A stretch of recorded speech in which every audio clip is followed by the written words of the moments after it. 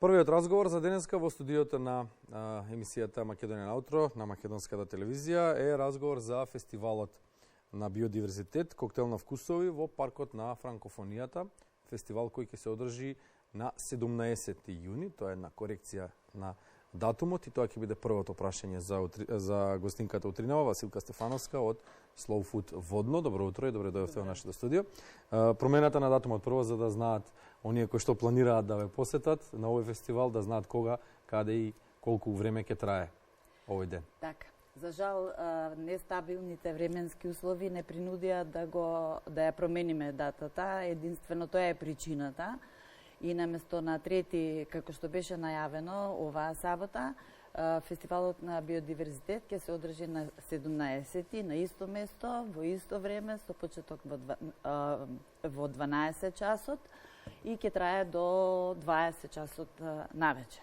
Ќе биде во паркот на франкофонијата во Скопје, коктел на вкусови што го организира Slow Food Водно со поддршка на Министерството за земјоделство, шумарство и водостопанство. Каква е агендата на овој фестивал, што ќе се случува таму? На фестивалот на биодиверзитет, кој што веќе по трет пат се одржува, еднаш првиот фестивал беше така во затворен еден круг во Реофлат и веќе вториот пат, односно минатата година, во паркот на Франкофонија го одржавме, место кое што навистина е прекрасно и скопјаните треба да го што почесто да го посетуваат, затоа што е просто во самиот град. Таму се пораснати вистинските скопјани.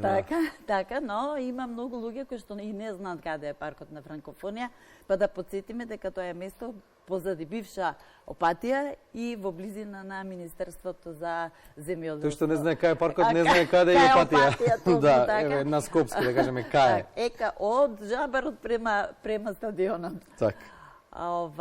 На оваа манифестација се појавуваат најмалку 40 локални производители. Ние сега имаме пријавени веќе 43 и што нас не радува многу, бројот на локалните производители кои што се заинтересирани и за производство на храна и производители кои што сакаат да членуваат во една ваква група е се поголем и поголем и можам да направиме на разлика помеѓу минатогодишниот фестивал, каде што учествуваа некаде околу 20 на 25 производители. Оваа година веќе бројката е 43, што е за поздрав, нели? Да, за себе велите дека во свете редови ги имате недобрите производители кои бранат агендата поврзана со автентичната храна. Што значи автентична храна? Автентична храна е храна која што потекнува, која што се произведува од локални производи кои што се одгледуваат локално, на локално ниво. И сега ние во Slow Food Водно имаме, да кажем, некаде околу 20 на наши производители од околината на Скопје, кои што одгледуваат растенија и потоа ги преработуваат и ги ја нудат таа храна на нашите консументи.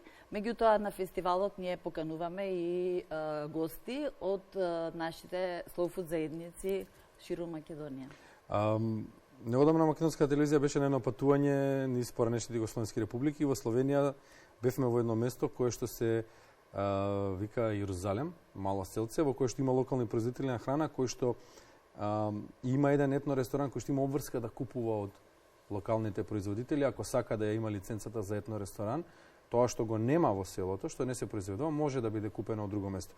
Има ли кај нас таква заштита на пазарот? Да, еве ќе се пофалиме. Ние имаме еден проект така наречен Slow Food гостилници и веќе во рамките на Slow Food Македонија има регистрирани 16 такви Slow Food гостилници и тие имаат ознака Slow Food и тие се должни во своето мени да имаат храна која што е традиционална, карактеристична за делот каде што се наоѓа гостилницата и должни се да набавуваат од локалните производители суровини и да ги преработуваат. Доследни се на правилата? Да, и се повеќе и повеќе. За чудо, кај нас се доследни? Доследни се и што нас многу не радува е тоа што има многу млади кои што почнуваат така да размислуваат. Ние во рамките на Slow Food гостилници имаме гостилници чии што газди да не ги наречам. Собственици, така, кои што работеле во IT сектор и сега се префрлиле и работат сватиле дека без храна не може да се живее. Така, и го работат токму ова. Земаат од локални производители и прават интересни традиционална храна, малку видоизмената. Па добро, програмери се, мора нешто да нешто современо да внесат во продуктите. Но вкусот и мирисот останува што е најважно? идентичен. Тоа се сетилата за вкус и за мирис кои што се првиот контакт со храната, освен погледот се разбира. А овој пазар за храна на локалните производители вклучува што? Презентации, друго? На пазарот на храна имам презентација и имате можност, консументите имаат можност да разговараат со производителите. Производителите да им раскажат својата приказна, да им кажат како доаѓа до својот производ, од каде доаѓа суровината, да им раскажат како почнале тие, па да ги убедат консументите дека можат и тие да почнат. Консументите можат да пробаат од производот и потоа да се одлучат дали ќе го купат или не, што значи дека е и продажен. А гаранција за квалитетот на продуктот, за потеклото на суровините?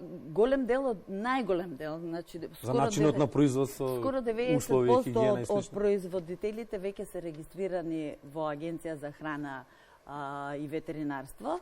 Ние учествувавме во изработка на правилниците за продажба од прак и за производи од растително и за производи од анимално потекло, што значи дека нашите производители се регистрирани и си имаат дозволи за производство. Не се плашите од оние вечни консументи кои што ќе дојдат само да консумираат на дегустацијата, а не да купат нешто? Не се плашиме. Што се случува често кај нас, не? Па не се плашиме и во тока број на консументи кои што праѓаат може и се невидливи. На настанот ќе бидат презентирани сите можни вкусови. Ќе има благо, солено, луто? Секи има. Ќе има и благо, и солено, и преработки од зеленчук, и преработки од овошје, и сокови, и мармелади, и сладка, но ќе има и семени винари, значи вина од семени винари, затоа што ние исклучиво работиме само со семените винари, мали семени винари, и нешто што е поинтересно за помладите, ќе има занечиски пивари кои што се повеќе и повеќе ги има на сцената и во Македонија. Како се снаоѓаат, како живеат, имате ли информација пиварите и винариите, бидејќи тоа се многу благородни продукти, меѓутоа се многу неблагодарни. Зависат од временските услови, од она што може да се набави. Не секој може да има лозија, нели? Не секој знае грозјето што ќе го набави, дали е прскано, колку, каде, како. Да, постојат некои инструменти тоа да се измери, меѓутоа мора да се има многу доверба. Како се снаоѓаат со малите семени винари, затоа што веќе, да ви кажем, бројот е голем и точно не можам да ви кажем, се повеќе и повеќе се, што значи дека сите оние кои што имале лозија и што ги давале некој да ги обработува, сега си ги повлекуваат, па сами ги обработуваат. Старите лози, автохтоните, станушината е наш президиум е производ кој што сме го заштитиле како slow food производ. Меѓутоа, кај пиварите е малку потешка состојбата, затоа што малку потешко се пробиваат на пазарот. Ние немаме, можеби, култура за крафт пива, но има млади луѓе кои што се упорни и кои што своето хоби сакаат да го трансформираат. Кои што знаат да читаат, кои што се нашетани, ако ништо друго преку интернетот може да се стапи во комуникација со реалноста што се случува околу нас. Токму така, тие искуствата и така ги собираат од интернет, од шетање, од посета на фестивали на крафт пива, што ги има постојано секаде во светот. Меѓу другото, ќе има и совместнати производи, велите сушени на дрва во дописот до медиумите. Тука е малку комплексно ова прашање. И тоа се, нели, заштитени според сите стандардни продукти, да? Да, тоа е Дамјан Гавриловски, кој што доаѓа од Гостивар и кој што во Србија на многу фестивали за сланини... Во Србија на многу фестивали за чварки и за сланини добива големи признанија. И ние се како да победиш самурај со самурајски мач таму на негов терен. Ние навистина се гордееме со него. Ние сега скоро, да, и тој е регистриран во агенцијата, тука не станува збор. Сега скоро имавме некоја соработка со една група на зреено месо, кои што прават зреено месо, таа интересна група која што сега почнува со хоби, па така некако почнува да се изнедрува во јавноста. Станува збор за преработки кои што точно се автохтони и местото кое што го користи од фарми кои што се во близина. Можеме слободно да ги послужиме нашите деца со овие продукти, нели? Секако. Велите, ако не сте го запознале вкусот на тартуфите, ова е можност да се влюбите во некои од производите на оваа чудесна печурка. Има тартуфи во Македонија? Така, има тартуфи во Македонија. Јас 35 години работев во угостителско училиште и предавав за храна и пијалоци и секогаш им велев на децата тартуфи во Македонија, нели нема тартуфи, има Истра тартуфи, има Франција, Италија, меѓутоа тартуфи има во Македонија и тоа многу. Само треба да се знае како да се најдат, треба да се знае кога да се најдат и како да се пласираат на пазар. Тука сега читаме некои продукти кои што за нас обичните смртници се непознати. Масло од лешник, ајде за нечиски пива, тоа се крафт пивата ги кажавме, домашни раки, вината ги кажавме, нели, природните сокови. Колку луѓето се подготвени да консумираат нешто ново, што претходно не го консумирале, што слушнале, меѓутоа немаат баш искуство во консумација, во користење? Па има интерес. Луѓето покажуваат интерес за нешто непознато. Така да пробаат, па дали ќе купат, после ќе си одлучат во зависност од тоа како ќе го почувствуваат вкусот на сосовите сетила. Маслото од лешник е еден многу интересен производ кој што ни доаѓа од Струга. Луѓето кои што го произведуваат имаат своји плантажи на лешници и произведуваат масло од лешник, а од остатокот, кога ќе се испресува лешникот, и од остатокот прават чипс од лешник. Имаме веќе неколку производители кои што произведуваат намази од лешник. Да го спомнам, Пеце Клечкаровски, кој што веќе е познат во сите домови во Македонија со неговите прекрасни намази, кој што исто така има свој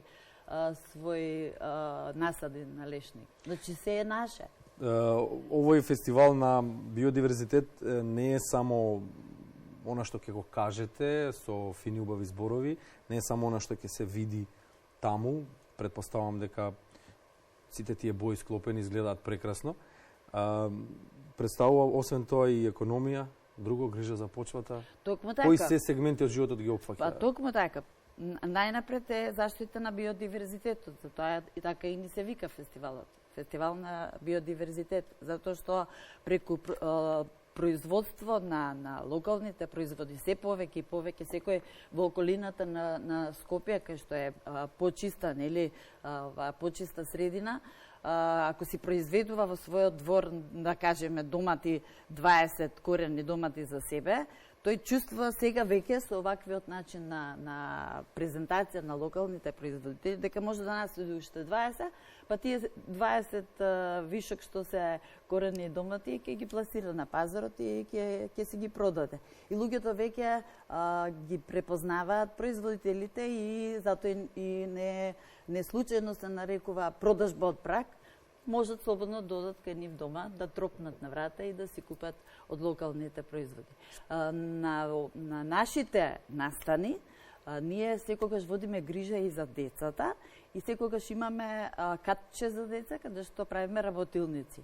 Им дозволуваме на децата да си цртаат, да размислуваат како својата градина да ја направат, што би посадиле во својата градина.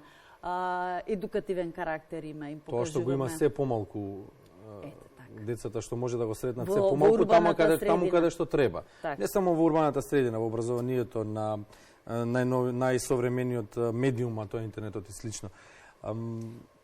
Може би најбитниот сегмент од сето ова што го правите е обновата на напуштените земјишта. Луѓето да останат дома, да не заминуваат надвор, да го искористат она што ни го дала природата, да го искористат позитивно и да се потсетиме како живееле некогаш нашите предци.